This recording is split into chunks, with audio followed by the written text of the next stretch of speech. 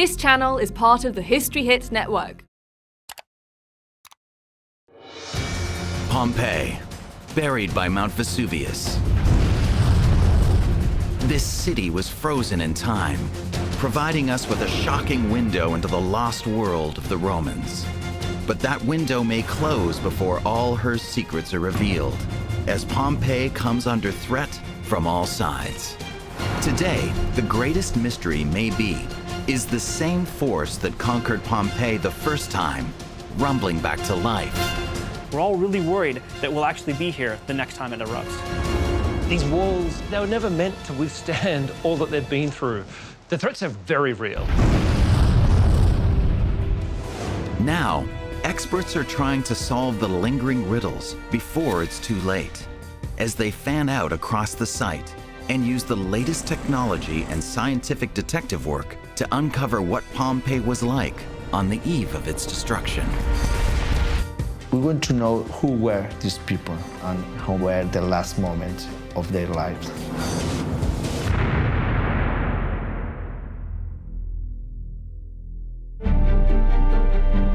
It's the year 79 AD. The people in the Roman town of Pompeii are going about their business. Shoppers out in the streets pick up their daily supplies. At home, people prepare for their day ahead. Slaves work away in the city's food industry. The bars are noisy and bustling, and gladiators are preparing for battle. But this day would change these people's lives forever. High above the city looms Mount Vesuvius, one of the most dangerous volcanoes on Earth. Few realize that for many of them, they have just one day left to live.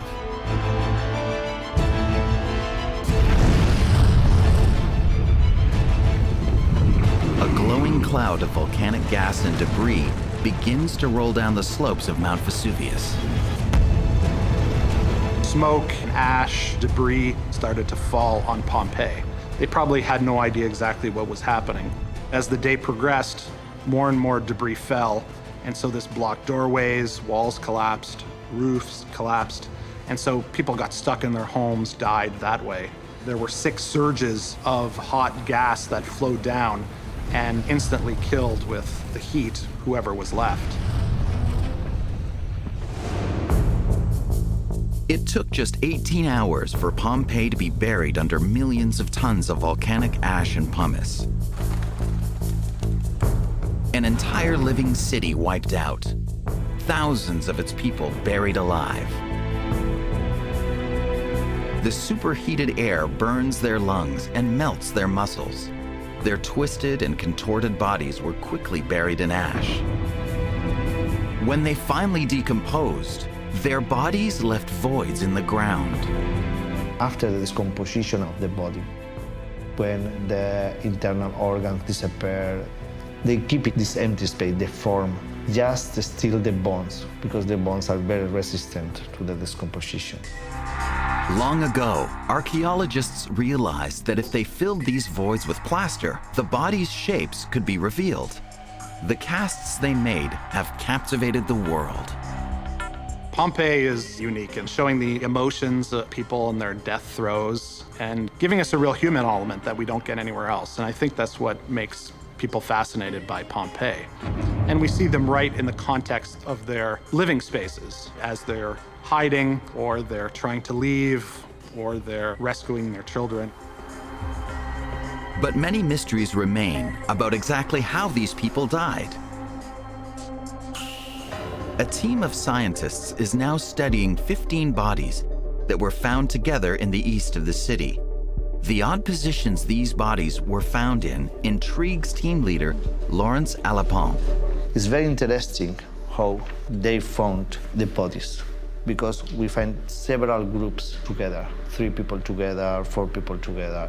It seems that they died, maybe helping each other.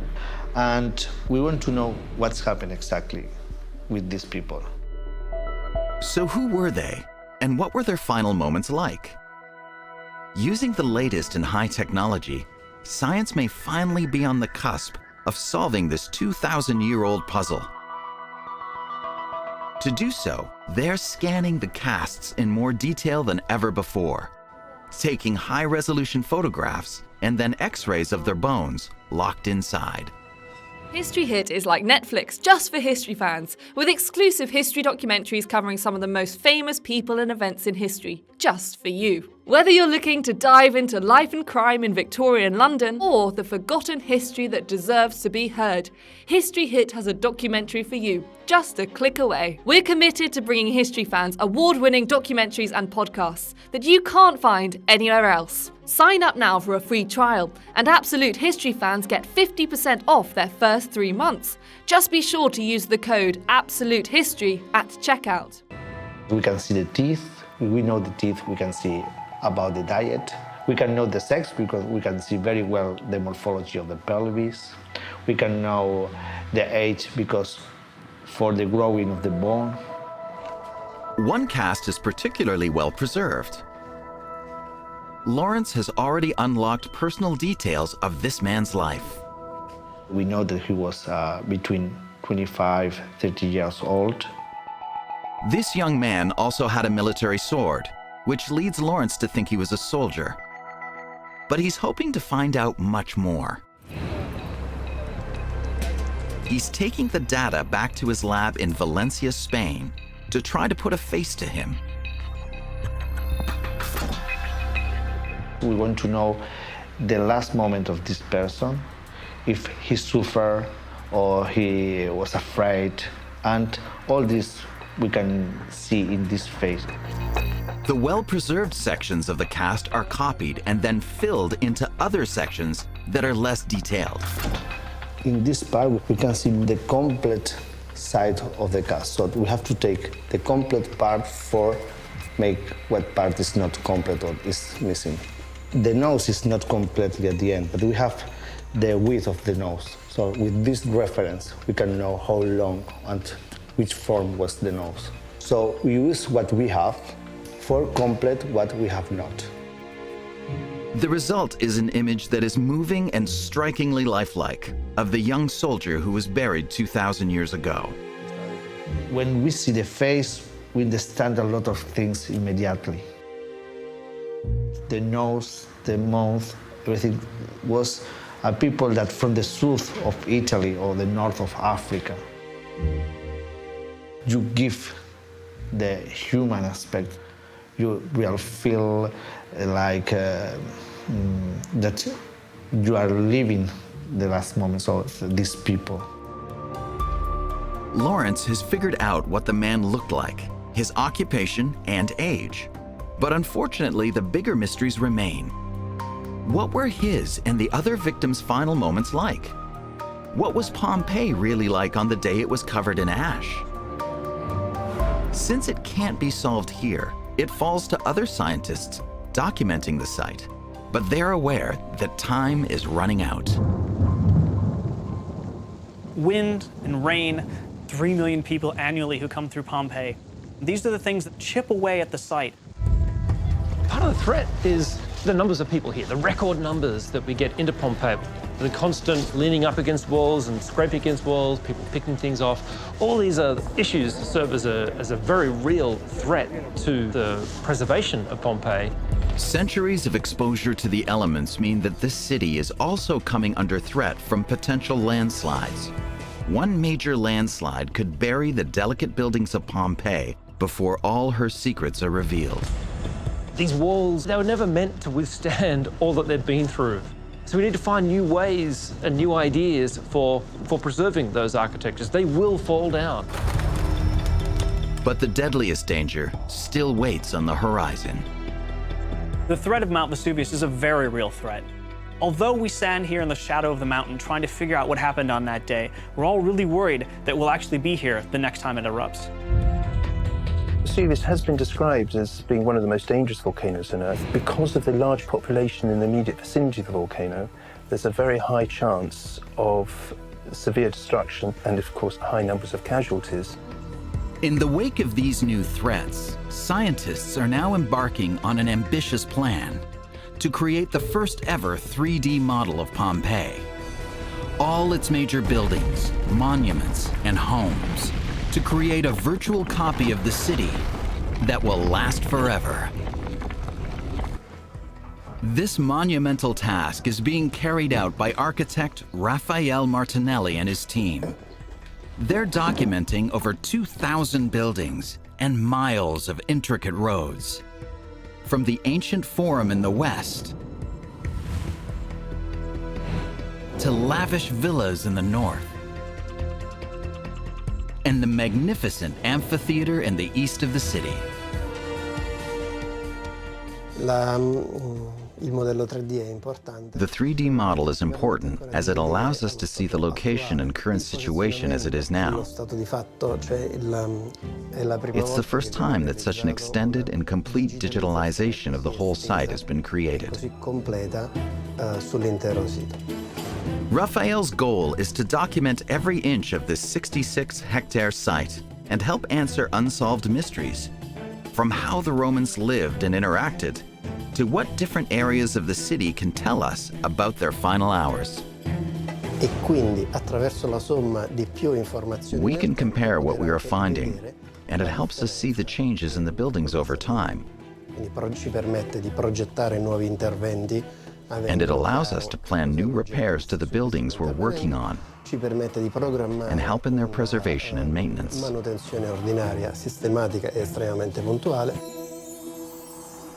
Raphael and his team begin by using a state-of-the-art, high-resolution laser scanner.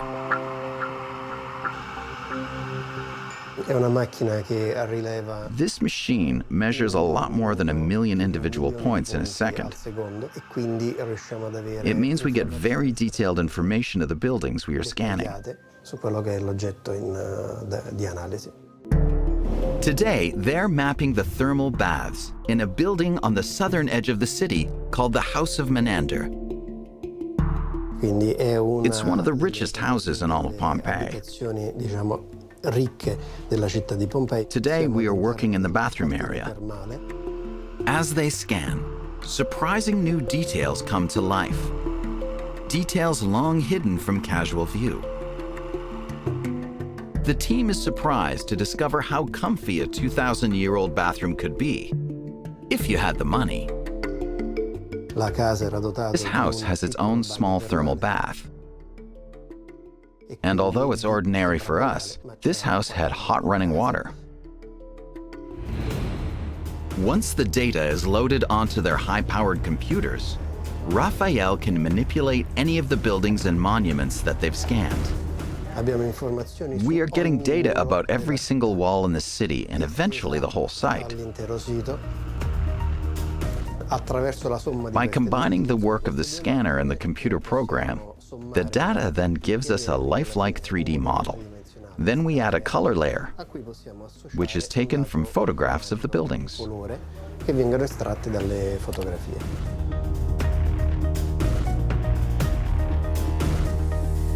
Ultimately, Raphael and his team will provide a complete 3D model of the city as it is today, before further damage is done. It means future generations will be able to use this as a starting point to see what Pompeii might have looked like in the 1st century. From the lavish villas to the corner bars, from the amphitheater to the magnificent Forum. Of course, none of this would be possible without the huge leaps in technology in recent years. It's revolutionizing the work in the field for Pompeii's scientists and archaeologists. Well, one way that technology is really helping us to understand the city as archaeologists is through having tools like tablet computers. So, for example, the iPad. In the past, we would come and be reliant upon notepads and pencils and having to take all that paper-based work back to the home institutions to then be digitized and processed and thought about. The advent of tablet technology and also the cloud has helped us to bring those computer databases, bring all of that wealth of information that was typically confined to our offices and our libraries and our museums and bring it to the trench side. So we're now able to excavate trenches here with our hands on the technology, which not only helps us to record in completely different ways, but also to be able to access that information as well. So it has wholly revolutionized the way we study the past. But state-of-the-art technology is not only helping the work of the scientists at Pompeii.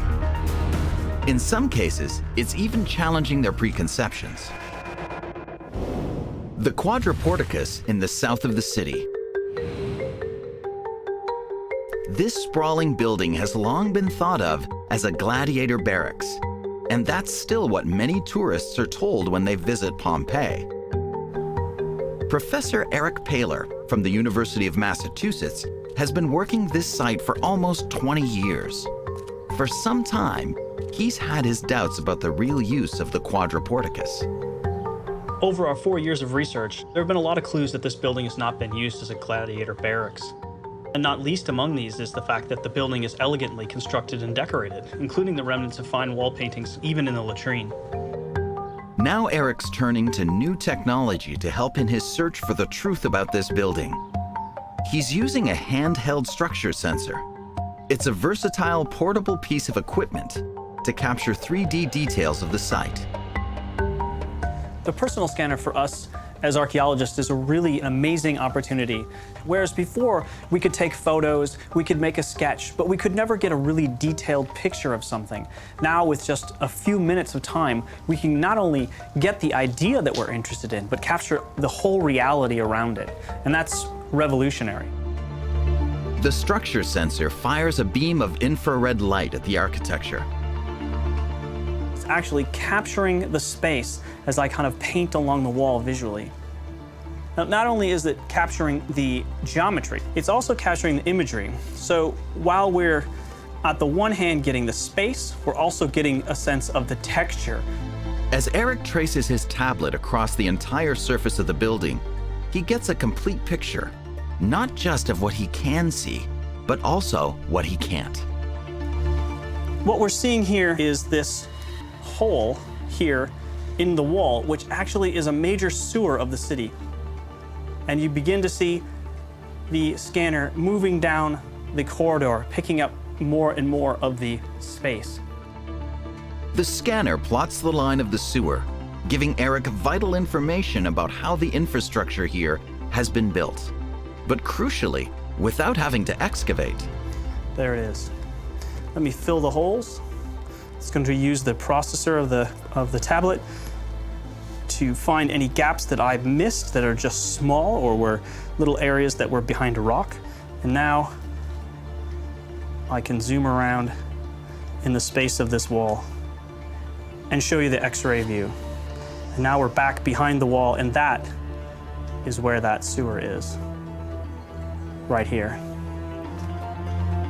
The structure scanner is documenting how the sewer changes its path in order to accommodate the latrine. The addition of this new room and its position within the building helps Eric prove his theory that this was not meant for gladiators. Coupled with the quality of the decoration discovered previously, Eric believes this place was simply too elaborate for a group of fighters. Pompeians went to a lot of trouble to renovate this building in a grand style in the years just before the eruption. The addition of a latrine, together with the rest of the architecture, makes it clear that this was going to be a public space, likely a market building. It's not only mysteries of Pompeii's buildings that are being solved. Another team is battling to unlock the secrets of a forgotten library of ancient scrolls. This is really exciting because we are using 21st century technology to read these 2,000 years old texts and trying to virtually unroll it. Experts now wonder, could long-lost works of ancient literature be hidden under these charred remains? Pompeii was one of the first ancient cities to be uncovered at the dawn of archaeology. But despite over 250 years of traditional digging with spades and shovels, there is much that these ruins keep secret. Now, some scientists are turning to the very latest state-of-the-art technology to help solve age-old mysteries. Some that have been right in front of our eyes for centuries. Just 20 miles to the west of Pompeii lies its sister city, Herculaneum. It too was buried in ash in the eruption of Vesuvius. Scores of people who failed to heed the warning signs died here. Centuries later, in the mid-1700s, treasure hunters came across an extraordinary find. What looked like odd lumps of charcoal and burnt logs turned out to be scrolls of papyrus. Archaeologists realized they'd discovered a vast library of documents, one of the greatest ever found in Italy. Scholars hoped these may be lost classics, but these relics simply crumbled at the slightest touch. Now, for the first time, cutting-edge technology may finally help unravel their secrets. This in my hands is 15 meters long, but it's only 5 centimeters now. So we have to virtually unroll it to see the letters inside. In Grenoble, France, in the shadow of the Alps, Dr. Emmanuel Brun has been given exclusive access to the scrolls. They're using a machine called a synchrotron to attempt to see what's hidden within. There are two challenges. One is to get the best images here at the synchrotron, and the other is the data analysis, try to really unroll it virtually. And that is difficult because we are dealing with a huge amount of data. During a massive surge from the eruption, the delicate papyrus carbonized so quickly that the scientists believed the inscriptions inside were effectively sealed in. To find out, the synchrotron produces X-rays that bombard the scrolls at close to the speed of light. When they pass through the papyrus and detect sections that contain ink, they're deflected and leave an image that the scientists can read. Although state-of-the-art technology, it is still an incredibly slow process. The ink used in antiquity was made from smoke residue. In density, it's almost identical to the carbonized papyrus itself. But the hope now is that the synchrotron will be able to distinguish between the two. We have X-rays that are passing through the sample, and we can have, like that, cross-section of 1/10 of millimeter. And thanks to the deviation of the light, we can make the difference between the carbonized papyrus and the carbon-based ink. Tantalizingly, some intriguing words and phrases are starting to be revealed. So for the moment, we have isolated two words, which are, the English translation is "they would fall" and "they would say." That's the two words that for the moment has been isolated. Now we can try and see inside, and maybe we can discover new texts that have been lost 2,000 years ago. Although a painstaking task, once decoded, what will the scrolls reveal? Could they be the diaries of someone writing down their thoughts as the mountain above started to rumble? The ambition is for medium term, let's say 5 to 10 years. We think that we might unroll what is possible to unroll and then to isolate the different layers that are glued together and see what is inside the scrolls. As the search continues to unravel lost secrets from these ancient scrolls, scientific research is being carried out in another part of France to unlock the mysteries of a favorite Roman pastime: drinking wine.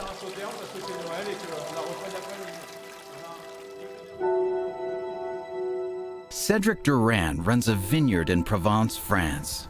He uses ancient texts and images to attempt to recreate the wines that would have been served in the bars of Pompeii around the time Mount Vesuvius erupted. We know in the text that there were a lot of different wines. Wine for the common people, to drink every day in the corner of your house in town or during your hard work. And when it came to wine with your evening meal, Cedric discovered that the Pompeians had a very different approach to the way we behave today. Wine were drunk between the meals, not with the meals. So most of the time they don't search to associate, as we do now, wine with one meal. The process Cedric and his team used to make the wine is the same as it would have been in ancient times. From mosaics, frescoes, and texts, they've been able to accurately reconstruct a Pompeian wine press. It also revealed something unusual about the Romans' taste in wine. As you can see, this press and this cellar is widely open to air, to oxygen. And the Romans, they used to like this kind of taste, oxidation. They liked it. They liked the taste of an old wine. You say, okay, sometimes you open a bottle, and you say, it's okay, it's too late for this wine. Okay, the Roman would have said, oh, great. Not all drinking was done at home in Pompeii. The city had many street corner bars. Archaeologist Dr. Sophie Hay spent many years excavating the Bar of Amarantus in the south of the city. Well, this is a typical Roman bar, a nice marble top. We have a little display cabinet here for the glasses and the wine that he would be selling. The bar culture, I think, would have been very lively, more of a nighttime activity. So when people knock off work, around here, it's an area full of artisans. So we have painters, we have lamp makers, and I think they came in the evening to unwind, gamble perhaps. We find dice in bars, so we know that they were playing games. Gambling was illegal in Pompeii, but the law wasn't strictly enforced. We know that even children gambled using nuts, and upper-class Romans gambled sometimes large amounts of money. And so gambling was a regular part of life. And in taverns, it would be gambling mainly on dice games, for instance, or board games. The ancient city of Pompeii, buried by Mount Vesuvius in 79 AD, is once again under threat. Now, scientists are poring over Pompeii to document every inch of the site, to create something never attempted before, a complete 3D model. As they do, surprising clues to the city's forgotten past are emerging. Professor Eric Paler is documenting the city's street network. Today, he's working on the Via Consolare, which was in direct line of the volcano's path and buried deep in ash. Now unearthed, it's revealing surprising details of how this city was organized. The streets are a multi-purpose form of infrastructure. They both provide a hard surface for the carts to roll along, they provide sidewalks for the pedestrians to move in, and then they create kind of a box-like shape because the water from all the roofs in the city will spill out through the houses, pass into the street, and then wash out as kind of a great storm drain for the city. Looking closely at the architecture and layout of these drains, Eric has confirmed what the huge stones across the roads were actually for. They kept your feet and toga from getting covered in the muck and grime flowing through the streets. It's so that at each intersection and at important crossing points in the city, you can get from one point to another without having to dip down into the street. There might be lots of water there, there could be manure and other things. Another image that hits all visitors to Pompeii are the deep wheel ruts embedded in the streets of the city. But Eric's detailed analysis of the roads here has provided him with other clues that he believes have long gone unnoticed. We can see at this intersection how traffic would have moved through Pompeii. On the right-hand side, this corner is angled outward to move traffic and let it more easily turn to the right. The other side This doesn't have the same angle, so it's not expecting that traffic to do that. We look at this part of the stepping stone, we can see where the cartwheel actually shaved off part of the stone. But it gets much more interesting when we see this side, because not only can we see that the carts are interacting with it, kind of great iron wheel turning down like this, making contact with the stone, and then staying in contact, spreading this pattern across the face of the stone. This can only occur when the cartwheel is turning down like this, which means the cart has to be going in this direction and turning off that way. This got Eric thinking. Even though these streets are over 2,000 years old, is there some hidden pattern here that might reveal a traffic system that has so far escaped detection? There's 500 places where you can tell by looking carefully at the way the cart wheels would interact with the stones that a cart was moving in a particular direction to create that actual pattern of wear. He then crisscrossed the entire city, confirming his findings on his tablet. Slowly, he began to notice a pattern emerging. You see here, we've got a northbound and a southbound right next to each other. By recording these tiny details on his tablet, Eric created a digital record of all Pompeii's street movements. And it revealed something groundbreaking. The entire city had a form of traffic control that had escaped our detection for that whole time. The first time I took all the data and then pushed the button, out came the first map of the traffic system of Pompeii that anyone had ever seen. What Eric has discovered is a familiar system of one-way streets. Ancient cities like Pompeii are organized in many ways a lot like modern cities today, like Manhattan with a grid system.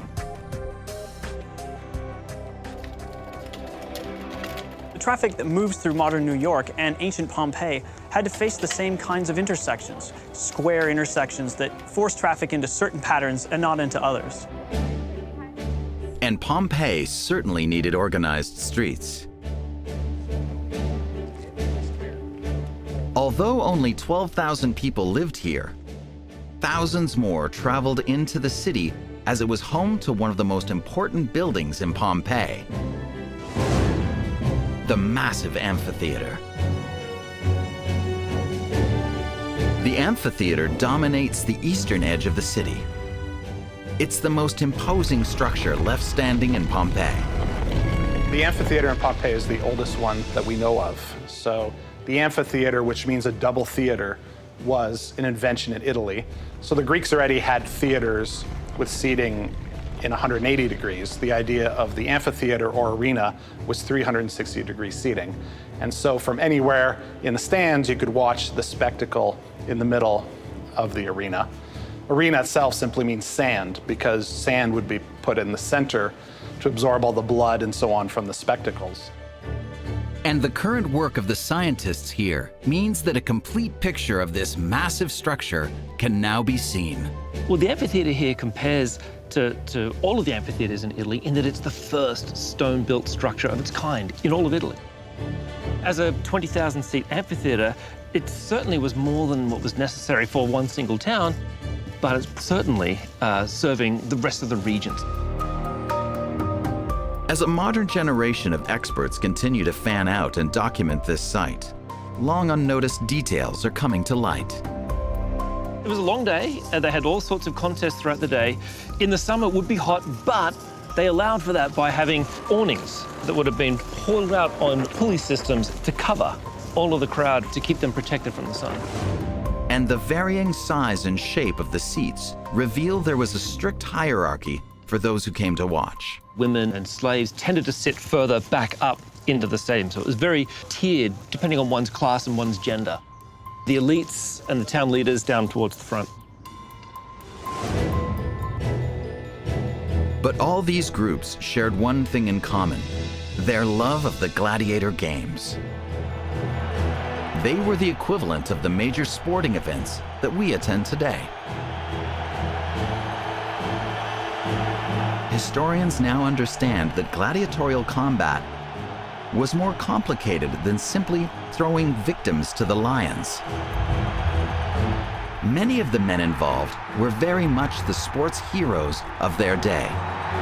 Archaeologists have discovered evidence of these celebrities still exists on the walls of Pompeii. Hidden away not far from the amphitheater is this tiny 2,000-year-old graffiti.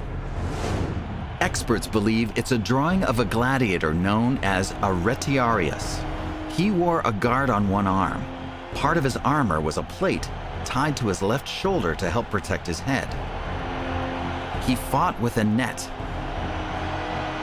and a trident. As other graffiti shows, the sworn enemy of the retiarius was the murmillo. He had a guard on one arm and a single leg guard, his face hidden behind a full cover helmet. He fought with a short sword and a large shield.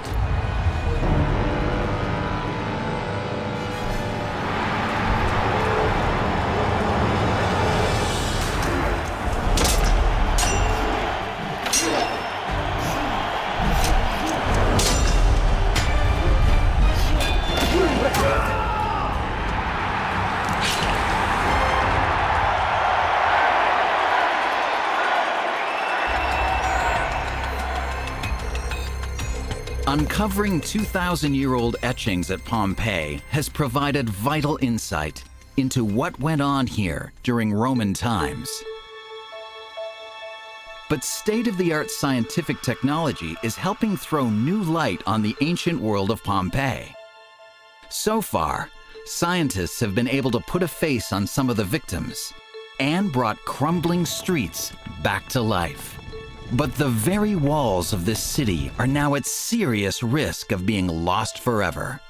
These walls have experienced so much turmoil and upheaval from being built and experiencing earthquakes and the volcanic eruption that destroyed it, right through to having been exposed and then systematically neglected and trampled over by tourists over the past 200 years.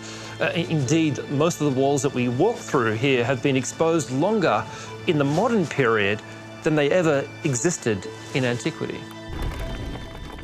And now, many of the precious frescoes and wall paintings are deteriorating rapidly. Grime from modern pollution has coated them in film. And future tremors could wipe these fragile images away for good.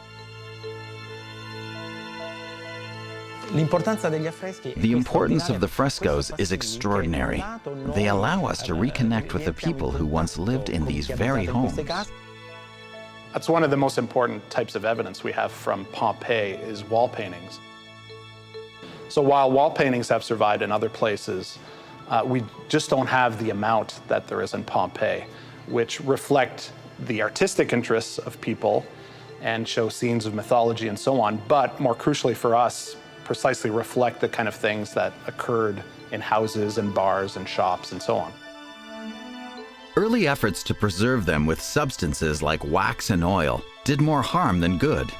It actually sealed in moisture, which over time has damaged these precious decorations. To attempt to save them, scientists are turning to laser technology. The laser is one of the most powerful. It has a wavelength of 1064 nanometers, so it's in the near-infrared range of the spectrum, so it's not visible to the eye. And it has a maximum energy of 900 millijoules and a very short pulse. So it's a very, very powerful laser, and we have to calibrate it and to choose the minimum and the maximum energy for it to work properly and safely. And restorers are developing relatively simple techniques to improve the process.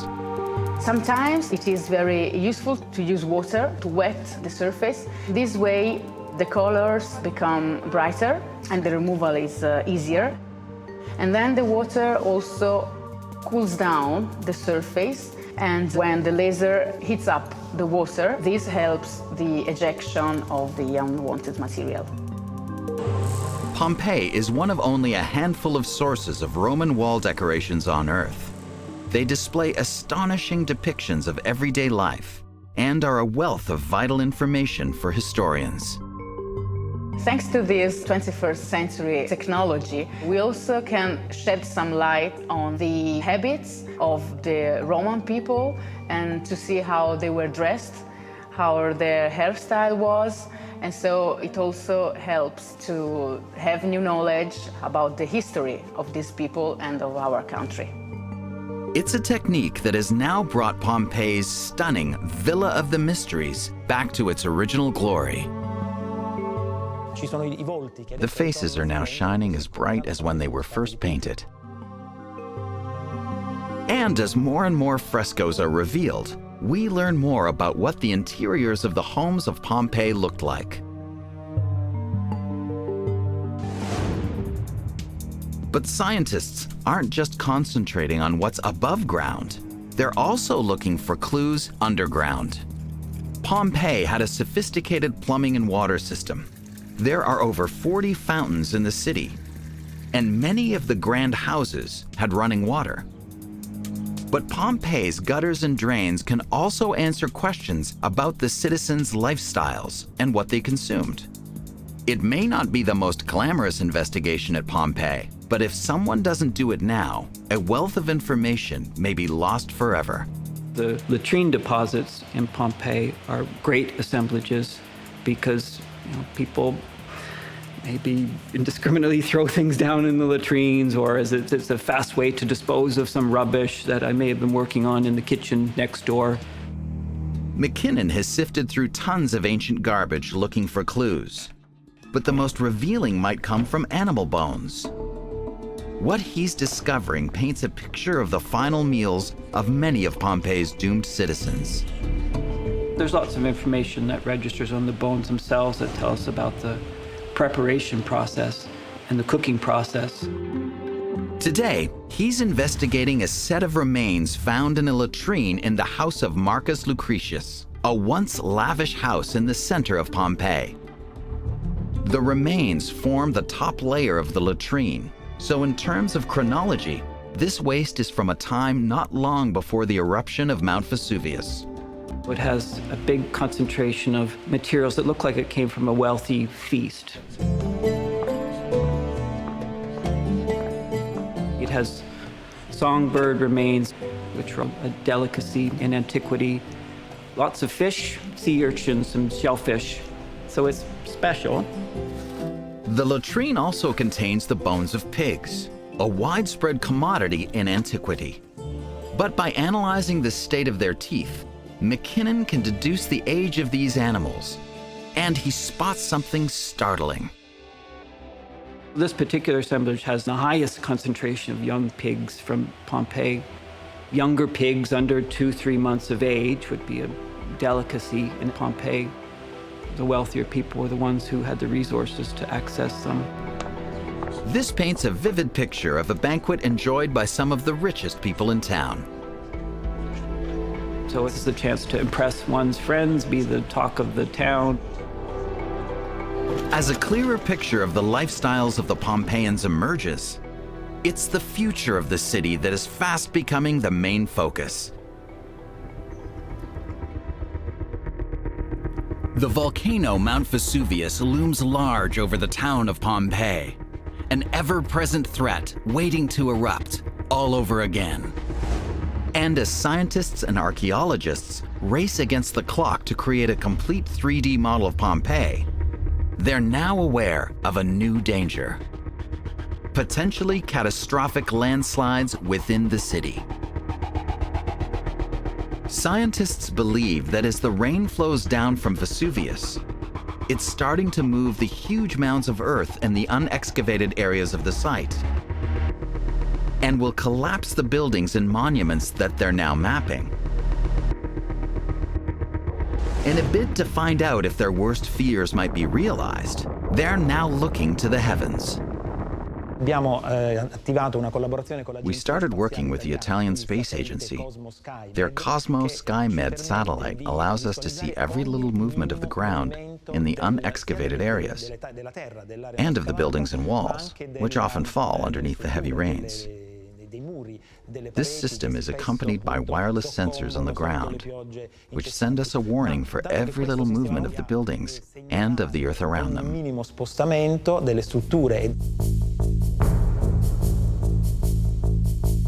The satellite keeps track of the signals from the wireless transmitters. making a recording every few minutes, so that over time, scientists will be able to detect the slightest movement of the buildings and of the ground they stand on. Pompeii is the biggest archaeological site where they are experimenting with these different technologies. We still don't know what the result will be, but it will enhance our knowledge, which will help us analyze all the data and then use it for the purposes of preservation. But for the scientists working at Pompeii, rainfall may be the least of their worries. The reason this city was stopped in its tracks was the catastrophic eruption of Mount Vesuvius in 79 AD. That all started with innocent wisps of smoke appearing from the volcano. And now, the indications are that Mount Vesuvius may very well be due to make its presence felt once more. Because there is the possibility that it will be at least of a modest explosive size, it may produce small pyroclastic surges which will affect most of the mountain. And consequently, the current emergency plan is that as soon as there's signs of reawakening the volcano, the first step is to evacuate 600,000 people. As well as the satellites keeping a close eye on minute movements of the landscape, a nearby monitoring station in Naples is keeping watch 24/7 on the activity of Vesuvius. The volcano is permanently monitored with a network of seismometers and ground deformation stations. And the signals from these instruments are sent directly to the Vesuvius Observatory. So if you go and visit it, you will see banks of screens that's showing changes in seismicity and movements of the ground minute by minute. The information they're studying here keeps them updated about every minor movement in the Earth around the volcano, and acts as an early warning system for future eruptions. Should there be any evidence that the eruption could be of a size of the Pompeii eruption, then consideration would also have to be given to the potential threat to Naples itself. Cutting-edge science, along with physical preservation, have deepened our understanding of this fascinating ruin. What we see here is a city that is crumbling, that is in its last legs, but also an effort to try to save it for the future. If we lose the city of Pompeii to a volcanic eruption or to some other form of devastation, what we lose is the greatest single place to walk into the past and to exercise one of those great things that technology can't yet do, maybe hopefully never will be able to do, which is to imagine, to reconstruct in our mind from the information in front of us and to see a past that isn't actually there, but you can feel and know from inside your mind.